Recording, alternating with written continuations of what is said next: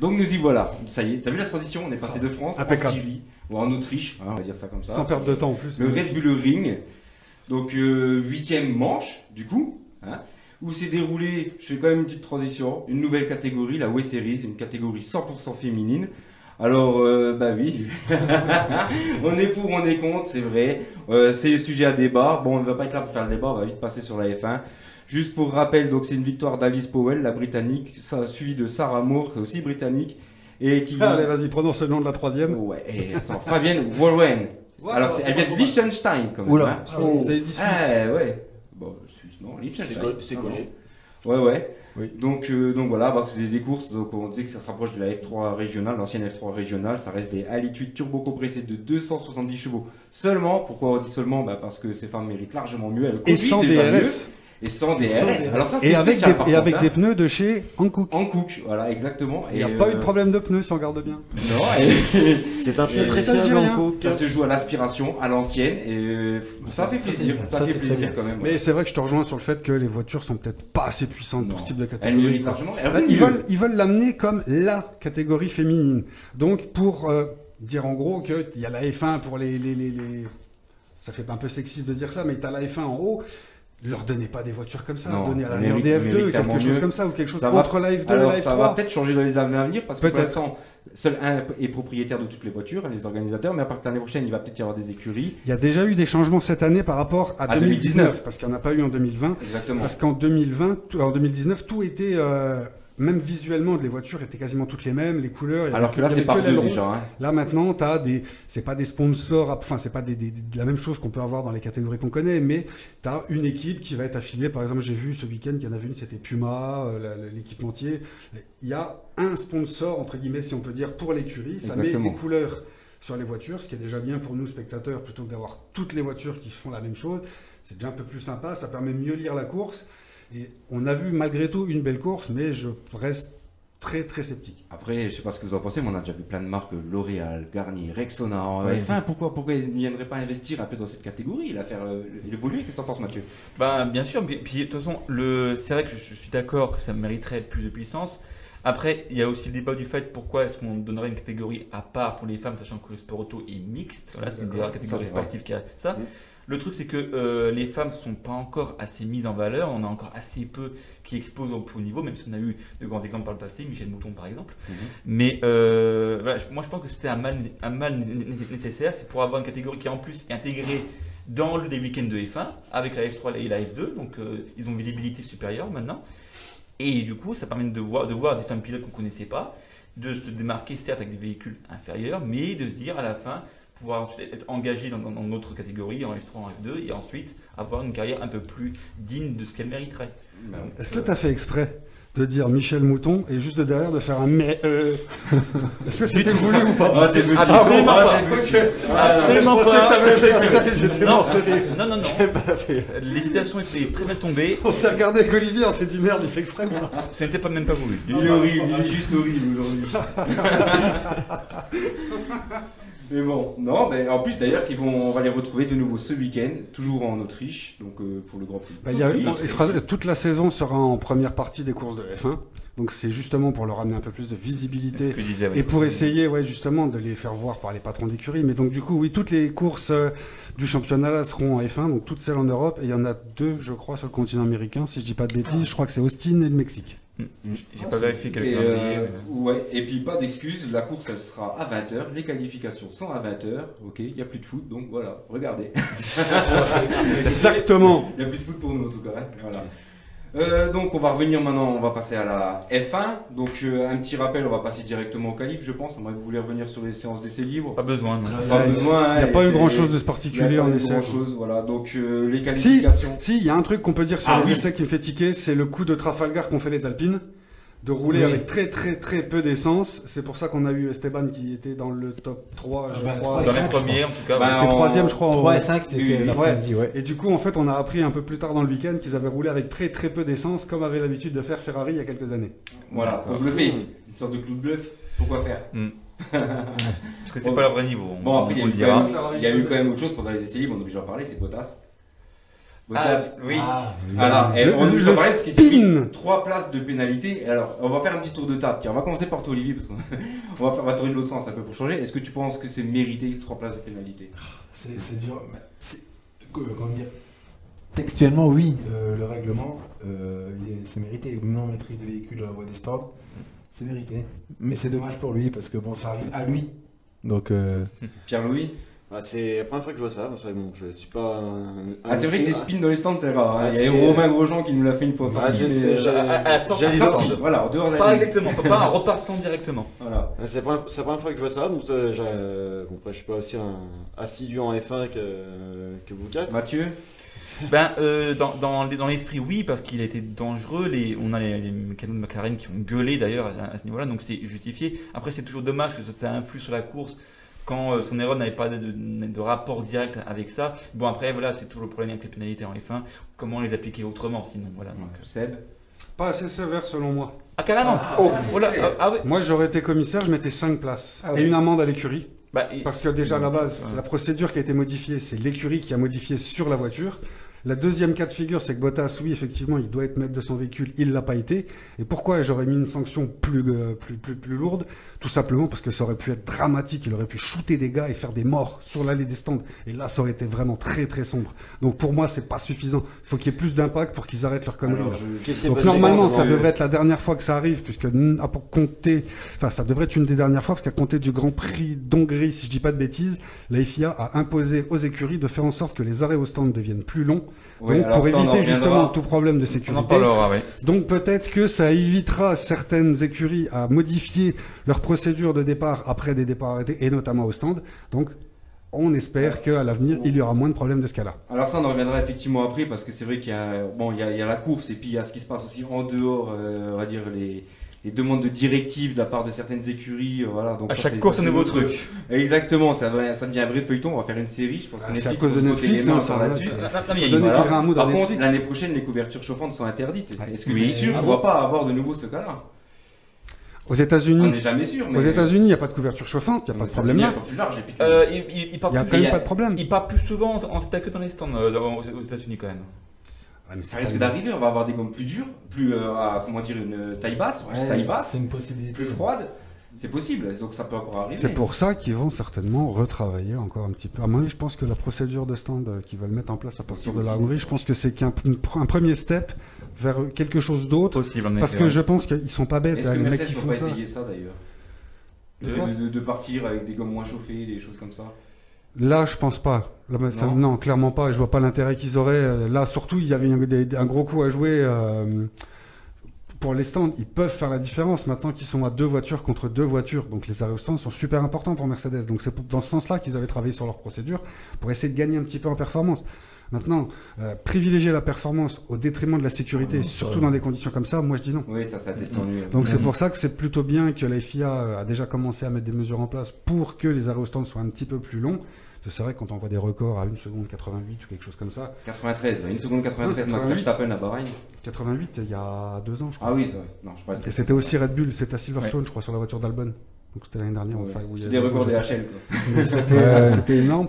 Et donc, du coup, c'est bien que, vu les nouvelles règles qui vont arriver, je pense que les mecs qui font tout ce règlement-là ne sont pas bêtes non plus et qu'ils ont réfléchi un petit peu à l'éventualité qu'il n'y aura plus de couverture chauffante, qui vont partir avec des pneus froids. Donc, je pense que déjà, dans le cahier des charges de Pirelli, il y a dans la composition du pneu, ça doit être pris en compte. J'espère. Moi, Je j'espère. rajoute, moi, quand j'entends mon Pirelli. C'est ça, Ouais, malheureusement voilà. c'est ça, et ça m'avait fait rigoler. J'avais vu à Détroit j'avais vu sur internet une petite conversation entre Magnussen et Grosjean qui se retrouvaient et qui rigolaient justement des pneus en disant qu'ils peuvent y aller, c'est des Michelin, il n'y a pas de problème quoi. Oui, j'avais vu Vouloir ça, faire un ouais. petit tacle à Pirelli en disant que Pirelli fait de la merde, mais c'est vrai qu'on espère tous en tant que passionnés et que Pirelli va vraiment faire quelque chose avec les nouveaux pneus. Ça n'a pas l'air encore d'être le cas, parce que Si si on on les regarde laisse le cas faire. en Formule 2, ils ont déjà les 18 pouces depuis 2 saisons, et il y a encore malheureusement des problèmes au niveau des pneus, donc je pense que c'est encore pas ça, et moi je pense qu'il serait grand temps que Pirelli fasse autre chose que de la Formule 1. Quoi. Très bien. Tu parlais de Hankook, ça peut être un très bon rapport à ça. Ils s'étaient portés candidats il y a quelques années. Je m'en souviens. Ils avaient répondu à l'appel d'offres et il n'y avait pas eu de suite. Ouais. Je pense qu'il devait y avoir une histoire de politique et de gros sous encore derrière. Mais c'est vrai que ça serait par exemple une marque qui serait pas vilaine comme ça. Même que Goodyear revienne. Goodyear est Goodyear, très bon C'est aussi. super pneu. Pourquoi pas Dunlop également, qui est un C'est bon Goodyear. manufacturier. C'est Goodyear, c'est Ah bon, la moi même je suis boîte. pour avant. Allez. Avant, c'est pas Yokohama qui fait les pneus. Ah non, c'est Advan. La gamme Yokohama, c'est Advan. Bon, on va juste passer vite fait quand même au qualif du coup, parce que c'est un peu tout ce qui s'est passé pour les essais libres, il n'y a rien eu de spécial. Donc on passe au qualif, donc pole position de Max Verstappen, qui a claqué, qui est le seul à être passé en dessous des 1.4, 1.3.841. Deuxième temps pour Valtteri Bottas, mais qui, comme on vient de le dire, a pris 3 places, donc il est redescendu. Du coup, c'est Lewis Hamilton qui a fait le troisième temps, qui prend la première ligne, suivi de Lando Norris. Toujours là. Toujours là, et devant Pérez du coup. Donc la McLaren il avait fait un petit podium l'année dernière déjà à ce moment-là. Son premier, ouais. Il aime bien le circuit, la McLaren ça va aussi Pour lui. Pour lui, ouais, voilà. Ah, Donc, Pour lui. Ouais. donc voilà, et puis ensuite Pour encore lui, on est d'accord. une autre surprise, Pierre Gasly. Surprise, non, parce qu'il Non, il est s'est constant. se qualifie très souvent en Q3, C'est souvent une le fois top 6ème, 6, hein. donc non, c'est. Oui, et puis avec le moteur Honda, les AlphaTauri n'étaient pas si mal que ça au niveau vitesse sur ce C'est vrai que le circuit. moteur Honda Énorme progression du moteur Honda, c'est vraiment Tsunoda en incroyable. Q3, donc. Ça c'est encore un autre débat, est-ce que le moteur Honda a progressé Ah, clairement, en cours de saison? bien sûr que. Ils Ils ont fait des. En fait, le problème que tu as avec là-dessus. en cours de saison, c'est que tu as le droit d'apporter des modifications au moteur du moment que c'est des améliorations de fiabilité et de sécurité. Mais et je crois, je sais plus si c'est Franck Montagny ou Julien Febvre qui disait ça, qu'il y a certaines modifications de fiabilité et ou de sécurité qui apportent un petit peu de perfo. Et donc c'est ce qu'il pense qu'il s'est produit chez Honda. Et Wolf veut des clarifications là-dessus. Alors justement, c'est justement ça que je veux en parler. Je sais pas si c'est ce que vous avez vu, il y a Binotto qui a parlé. Alors on va voir si les ennemis, mes amis, sont mes ennemis ou pas. Voilà. Mais donc en fait, comme il vient de dire Seb, normalement, on peut améliorer dans des buts de fiabilité. Mais selon Binotto, le moteur Honda n'a pas été amélioré. D'après leurs données GPS, ils ont mis beaucoup au début. Ensuite, ils ont eu des problèmes de fiabilité, ils sont revenus à un standard. Donc est-ce que toi, tu es de cet avis? C'est difficile à dire parce que le truc c'est il y a tellement de petits paramètres dont certains qui nous échappent. Et qu'est-ce qu'il y a le coup de bluff aussi, il y a beaucoup d'économies à faire parce que c'est des pièces qui durent toute l'année. Et la saison est longue. Et la saison est longue. Et aussi il y a un gros truc, c'est qui c'est qui met le plus de sous dans 2021 et dans 2022. Là, Mercedes a dit qu'il ne développerait plus vraiment en 2021, même si ça a été un peu nuancé par James Allison récemment. Exactement. Mais Hamilton met un peu la pression là-dessus. Par contre, il dit qu'il voudrait avoir un peu plus. Là, au Red Bull, ils assument de bien miser sur 2021 pour gagner le titre. Ils ont raison. Donc voilà. Mais après, il faut voir parce que 2022, c'est le gros changement, etc. Et on a déjà vu que pour 2013-2014, ça allait payer pour Red Bull, qui avait voulu miser 2013, ils l'ont payé ensuite, et inversement pour Mercedes. Donc c'est ça je pense que ça va être ça la clé de la saison, c'est de voir qui va mettre le plus de billes dans telle ou telle saison et comment ça va influer sur la fin. C'est ça, je pense que c'est vraiment ça la clé de la saison. Alors il y a une autre information de Franck Montagny qui a remarqué que les Mercedes avaient embarqué toujours plus d'ailerons plus d'appui que Red Bull. Et du coup, ce serait peut-être aussi ça le problème de manque de vitesse de pointe. Tu penses quoi toi, Olivier? Effectivement, ça peut être une des explications. Mais il faut noter quand même que cette année, la Red Bull a l'air vraiment... le package entier a l'air parfait. Rapide. C'est la meilleure voiture. Les deux pilotes, le châssis, le moteur.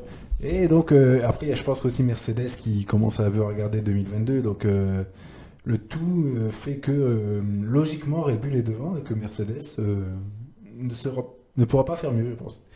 On a Chauvelin qui avait dit qu'ils ont fait des petits essais, des choix tactiques plus originaux pour tenter et qui étaient plus posés sur la qualif que sur la course. C'est ça qui a peut-être un peu joué. Mais là, rien que le fait qu'ils testent des trucs comme ça, ça montre qu'ils n'ont plus la maîtrise. Là, Wolf, il a dit, bon, c'est une hyperbole parce que c'est pas le cas, il a dit que c'était la première course en 8 ans où on manquait de rythme. Bon, c'est faux parce qu'il y a eu des courses où ils pêchaient face à Ferrari. Je me souviens également de Singapour 2015 où ils étaient en dehors du top 3 tout le long et que course à Monaco. Donc, oui, parce que tu enlèves la Red Bull, c'est encore largement devant tous les autres. Donc voilà. Mais après, ça veut dire, il faut quand même noter 4e victoire de suite de Red Bull, la première fois depuis 2013, donc première fois dans l'ère hybride qu'on a ce cas de figure. On n'a plus l'échange de position comme on avait avec Ferrari en 2017-2018, on a une nouvelle dynamique maintenant. Et là, non, Mercedes est dans une position plus fragile. Certains pensent qu'il y a Plus en difficulté. voilà, il y a des difficultés, on le sent, il y a moins de sérénité dans leur comportement. On le voit avec Wolf, on le voit avec Bottas, bon, ça aussi parti à partir. On a Binotto, bon certes, qui n'a pas trop de leçons à donner là-dessus, et qui pense que l'équipe est distraite avec. Justement, Red Bull ne ferait pas ça. Voilà. Red Bull Mais il faut pas oublier que du côté de Honda, ils vont tout mettre dans le moteur cette année.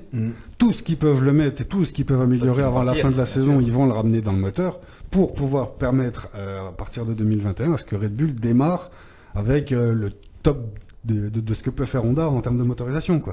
Avant de l'arrivée peut-être de Porsche. Parce que pour, Ils vont en parler, pour Binotto, Honda est clair. Honda n'a pas amélioré, Honda est propre. Donc, Ah mais il est devenu très bon le moteur Honda, hein. Attention, il est devenu largement même. Je pense que c'est même sur le plateau à l'heure actuelle, ça doit être celui qui est le plus puissant des quatre, quoi. Parce que vu l'évolution qu'il y a eu, c'est hallucinant. On a vu qu'il y a la Factory qui était très bonne. Gasly a eu l'accrochage, mais Tsunoda il était dans le rythme tout le week-end. Il a même dit que c'était son week-end le plus constant, donc il commence enfin à maîtriser. Donc il faudra voir sur les pistes à grande vitesse comme Spa et Monza si ça va se confirmer. Après, il faudra voir comment va être ce qui va se passer, parce que tu as dû voir comme moi les rumeurs qui faisaient état de discussions entre groupe Volkswagen et Red Bull. Bon, ça existe depuis des années, hein, la discussion entre. C'est une grosse chimère, ça. Ouais. Mais là, de plus en plus, il y aurait des signes de rapprochement avec l'entité Porsche. Ils vont encore pas venir en réunion dans les prochaines réunions. Et du coup, moi, ce que je me pose comme question, c'est que si un nouveau motoriste arrive avec Red Bull, qu'est-ce qu'ils font? Ils partent d'une feuille blanche, ils refont un moteur, ou ils partent du Honda et ils refont, ils exploitent. Faire un appel de pied à un autre motoriste. Je sais pas pourquoi. Non mais je veux dire, je comprends pas pourquoi je parle de ça, parce qu'en fait, je comprends pas la communication de Red Bull là-dessus. Ils annoncent tout fiers qu'ils viennent de racheter la propriété intellectuelle de Honda, qu'ils construisent leur usine Red Bull Powertrain pour pouvoir développer leur moteur à l'avenir. Et à côté de ça, on nous parle, et même eux ne s'en cachent pas, qu'il y a des discussions avec Porsche. Donc quel en serait l'intérêt dans ce cas-là? Je vois pas trop. En même temps, d'un côté, ils ont AlphaTauri, donc elle peut servir de test pour le moteur Red Bull au moteur Porsche pour essuyer les plâtres. Parce qu'on sait que AlphaTauri, Toro Rosso à ce moment-là, avait récupéré Honda avant Red Bull, une année avant. Ça serait quoi quand même l'intérêt de faire appel à Porsche si tu veux choisir de développer ton moteur et que tu mets des milliards dans des infrastructures pour pouvoir développer ce moteur? Je comprends pas, c'est pas logique. Ça peut paraître contradictoire, mais en même temps, en F1, on essaie tu fais pas ça. En F1, on essaie toujours d'assurer ses arrières et d'avoir différents plans de secours. Et c'est sûr que quand on a un constructeur comme Porsche qui, s'il y met les infrastructures et les sous, il faut le prendre en compte. Voilà, il faut le prendre en compte. Voilà, mais je pense pas que ça arrive. Ça veut pas dire qu'ils vont le faire, mais ils se disent, on sait jamais selon comment nous on est de. Peut-être qu'ils veulent faire un mariage, vu que Red Bull Aston Martin n'a pas fonctionné pour les raisons qu'on sait, peut-être qu'ils veulent maintenant refaire ça avec Porsche. En même temps, avec Aston Martin, tu voulais qu'ils fassent quoi avec Aston Martin? Ils peuvent s'associer avec Porsche pour le Mans. Tu voulais qu'ils fassent quoi avec Aston Martin? Maintenant, c'est une grosse partie de Mercedes depuis des années, même avant qu'ils signent leur contrat avec Red Bull, c'était déjà Mercedes.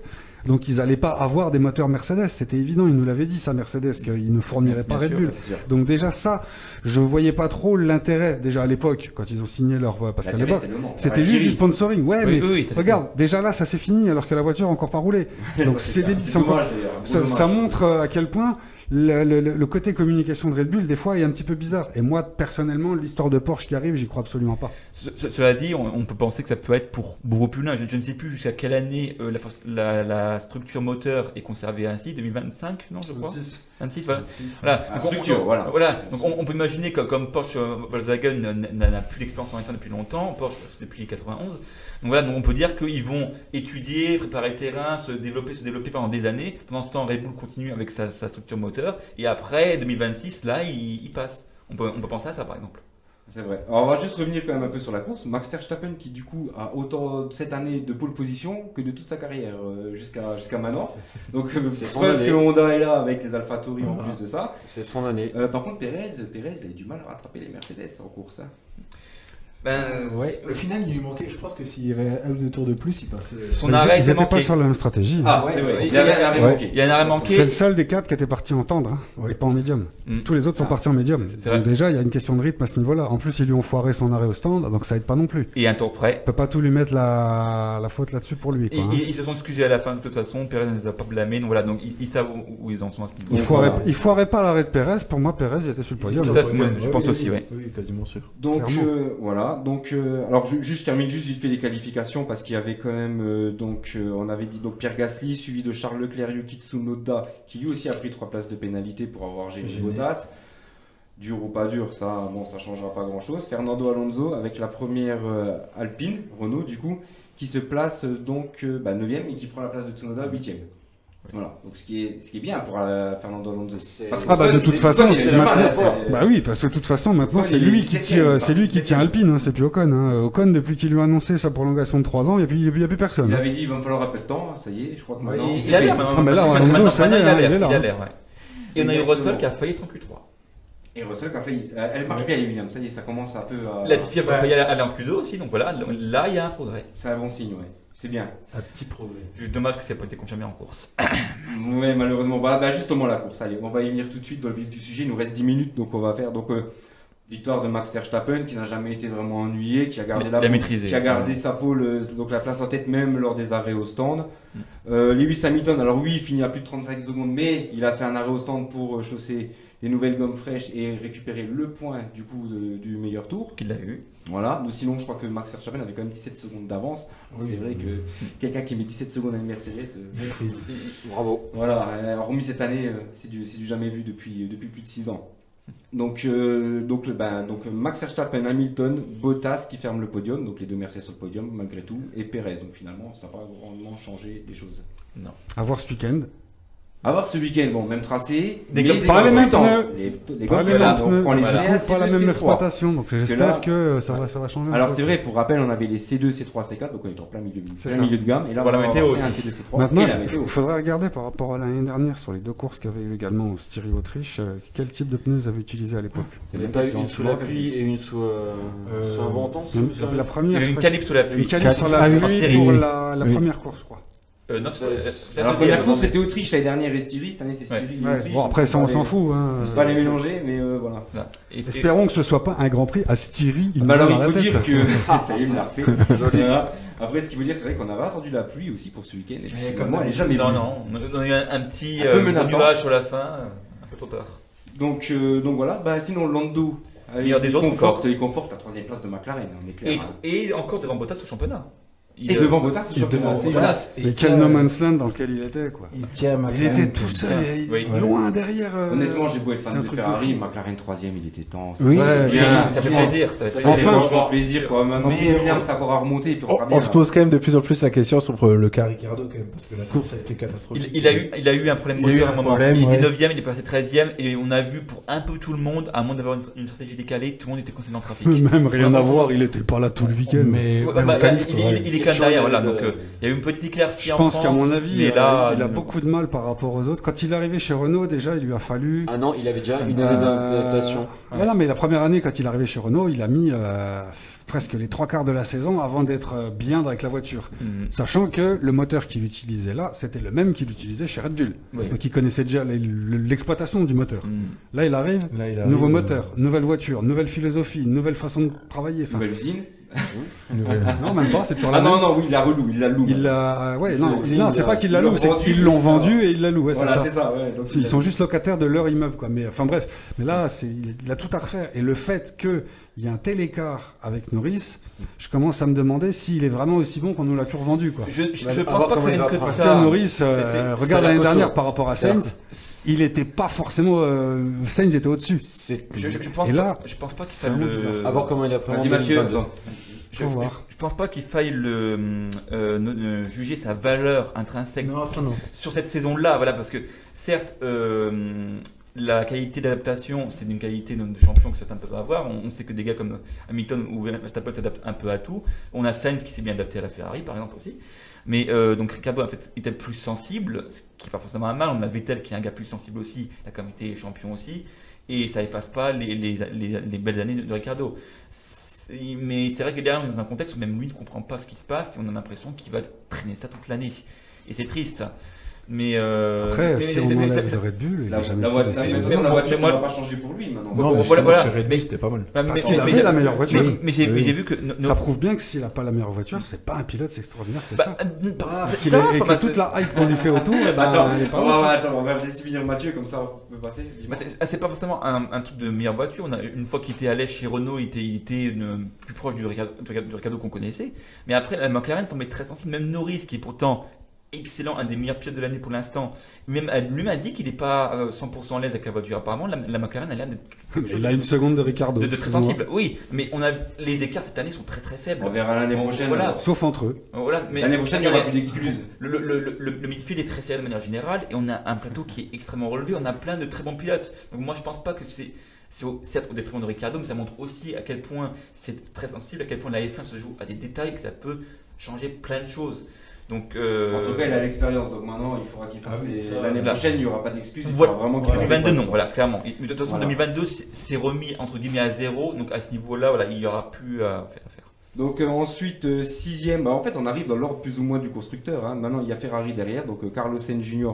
et Charles Leclerc. Alors Charles Leclerc, ça fait un petit débat entre nous au début de l'émission, qui a complètement loupé son premier tour et surtout ruiné la course de Pierre Gasly. Hélas, ouais. Eh oui. Voilà. Mais qui a fait une remontada et qui a été élu pilote du jour. Voilà, donc ça c'est Bullshit. un départ. Ça a beaucoup fait parler en effet. Alors il y en a qui sont pour, il y en a qui sont contre. Hein. Bon, on laissera chacun le choix. Mais bon, Ferrari pas là, bah ça on a un peu commencé à faire. Déjà mieux qu'en France, parce qu'en France on a Après, eu tu peux un pas, effondrement. tu peux hein. pas dire Ferrari Alors, pas alors, là. la Comparé France- avec l'année La dernière, France, tu il a dit peux que pas c'était dire son Ferrari pire pas là. Grand Prix de sa vie, et celui-là a dit que c'est le meilleur. Un de ses meilleurs. un de ses Donc il est meilleurs. passé du pire au meilleur en une semaine de temps. en Compare- infovaire, comme nous. Compare avec l'année Mais, dernière. Ils sont Non, quand même déjà bien l'année mieux. dernière, c'est Oui, incomparable. oui, On oui. peut De même là pas où la ils comparer viennent. l'année dernière. De là où ils viennent, ils vont pas faire un podium à chaque course. Et c'est un Je trouve que leurs places sont très honorables. Et ils sont bien remontés en plus. Sainz qui était parti, alors Sainz était parti 12e, il a fini 6e. C'est un des rares, c'est celui qui a gagné le plus de place, c'est un des rares qui a réussi à se dépêcher du trafic. Ouais, deuxième pilote enfin solide, on va dire, chez Ferrari. Ou... Bah, ils sont proches au championnat. Ils sont proches championnat et les deux ils marquent sont- des points ils sont importants 7. pour l'écurie, ce qui fait qu'ils C'est sont quand même vrai qu'ils- quatrième. voilà. Et on a une bonne ambiance, on a carrément l'ingénieur de Sainz qui a chanté à la fin, on n'imagine pas ça avec Vettel. C'est peu lui. Pas à la fin. Il faisait chanter Vettel plutôt, mais sans figurer. C'est juste Mais, dommage que voilà, Leclerc, ces petites erreurs là tout le temps. Il en commet un Ouais, peu trop en ce oui. moment. Et, donc voilà. Mais après, Tu ce sens que- un pilote un peu fragile et tu sens qu'il a pas, il commence un petit peu à saturer. on va Pourtant, dire, il frustré, devrait être quoi. comme les pilote dernières. numéro 1. Enfin, Il- s'imposer il- comme un il- pilote numéro 1. Mais pour faire les deux conneries qu'il fait dimanche, mais- c'est qu'il surconduit. C'est Ouais. Mais il- complètement Oui. ça. Il défonce une voiture. Et juste après, il se rabat sur Raikkonen. Ouais, il Alors, passera, deux Pourquoi pilotes qui marquent des points, c'est quand même bien Pourquoi pour le championnat constructeur. Je vais juste faire un rappel. Donc, on a Red Bull Honda qui est en tête avec 252 points. C'est 40 points de plus que Mercedes pour le moment. Alors là, on trouve McLaren Mercedes avec 120 points et Ferrari avec 108 points. Et derrière, AlphaTauri est seulement avec 46 points. Ah, mais Donc, Aston, il y a- ils sont à combien aussi Pardon Aston, ils sont à combien Aston soit à 44 points. Voilà. Et Donc, c'est-à-dire ce qui est bien, c'est que tu as dans- tous des groupes, des duos des c'est-à-dire deux. que derrière C'est juste Ferrari, dommage c'est hyper qu'Alpine loin, soit c'est tout ça. seul, quoi. C'est ça en fait. Voilà, on a Ouais. Red Bull Mercedes championnat 1, McLaren Ferrari championnat 2, et championnat 3, Alpha Aston. Alpine, mais bon. Alpine faudrait qu'il y ait 31, un- oui, 31, ils sont encore faudrait qu'ils on va dire, reviennent, ils sont quoi, encore là, parce qu'ils quoi. sont- il y a entre les deux, quoi. Ils Ouais, sont plus mais entre ils sont- les chaises, comme on dit. Exactement, donc du coup c'est bien d'avoir deux pilotes qui marquent beaucoup de points. Donc juste il reste 2 minutes, est-ce que vous avez vu l'info qui est tombée? On sait enfin qu'est-ce qui s'était passé avec le moteur Ferrari, pourquoi il y a eu ces accords. Est-ce que vous l'avez vu cette Non, j'ai pas vu l'info. Alors, ça- Elle est ça- sortie aujourd'hui? Non, j'ai pas vu. Non, Alors. elle est sortie hier sur donc c'est Hammer Time, le site fournisseur. Et donc en fait il y a eu des taupes qui ont parlé. Donc en fait c'est-à-dire que Ferrari a réussi à introduire de l'huile par poration de l'intercooleur. Donc une fois que l'intercooleur est sous très haute pression, il y a des micro-trous qui font rentrer de l'huile. Mais pas de l'huile moteur, c'est de l'huile de refroidissement qui rentrait en cas de combustible. Donc c'est pour Ce ça. qu'ils avaient dit, c'est Ça, qu'il y a une ça- histoire d'huile qui Oui, permettait c'est ça, oui, exactement. d'augmenter oui, l'explosion et C'est que ça. du coup ça faisait plus de patates. Exactement, donc Mm. c'est par corrosion de l'intercooleur. Donc ce qui veut dire que c'est à la base, c'est pas totalement illégal, c'est pas légal non plus parce que ça passe pas par les capteurs de débit de carburant et parce que l'huile moteur est interdite, mais c'est une Ils sont autre malins, type quand d'huile. même. Donc voilà, c'est pour ça. Alors pourquoi il y a eu l'accord? Parce que Ferrari avait trouvé ce procédé, voulait certainement le mettre dans Le Mans Series et sur ses voitures. Vu que ça reste des entreprises, ils ont voulu garder cette technologie pour eux, pour pas faire bénéficier de la concurrence, Bien sûr. évidemment. Donc voilà, mais on sait enfin qu'est-ce qu'il avait ce moteur. Voilà. C'est très malin. Parvenir sur l'histoire, machin, Ouais. les accords qu'il y a eu, qu'est-ce qu'ils ont recommencé, ils ont refait un moteur à zéro, voilà. Mais ils ont Mais quand même perdu. c'est ça. Pardon. Ah oui, non, Désolé. clairement. Je veux dire, du coup, les dernières victoires qu'ils ont eues, bah, c'est taché par cette histoire, évidemment. Mais donc, voilà. Après, le problème, tu vois, c'est que on les pénalise pour ça, mais c'est une idée ingénieuse. Ouais, ah oui, et bien c'est sûr. ça que je trouve très con. C'est- C'est que c'est- bien c'est la souvent, F1, c'est ça. mais c'est ça qui est souvent très con en Formule 1, c'est que les mecs ont des idées de génie, et parce qu'avec ces idées-là, ils collent une seconde et demie à tout le monde, on doit les pénaliser. Le problème, c'est c'est dommage. que souvent ceux qui ont plus d'argent qui ont les plus bonnes Mais oui. Ça, ça ça a toujours arrive un été. peu, quoi. Ça a toujours été. C'est bon, Regarde, c'est- quand c'est je crois que c'était Brabham qui avait mis leur truc avec leur turbine à l'arrière. Oui, alors, il y a pas sûr. Mais Ils avaient des sous. Là, tirer avec la 6 roues. Ils avaient des sous. Ah oui, clairement. clairement. c'est un cycle sans fin. hein. Pourquoi tu te prives? Alors, messieurs, on va arriver à point parce que c'est déjà l'heure, vite fait. Donc, Hélas. on se retrouve ce week-end de nouveau Grand Prix d'Autriche, donc même endroit, même heure. Même heure. Hein, évidemment, les pneus, tu l'as bien fait de le souligner, c'est un C2, C1. Un cran plus tendre, les plus Peut-être tendres de la la pluie, gamme. comme l'a dit Olivier. On sait verra. Donc, je vous souhaite à tous une bonne semaine, un bon Grand Prix et on se retrouve Au mardi premier virage. avec Charlie. Ah non, merde, c'est pas Au ça. premier virage, mais avec Charlie. Avec Charlie. Allez, bye bye, salut à tout le Salut, monde. salut. Allez, bonne soirée.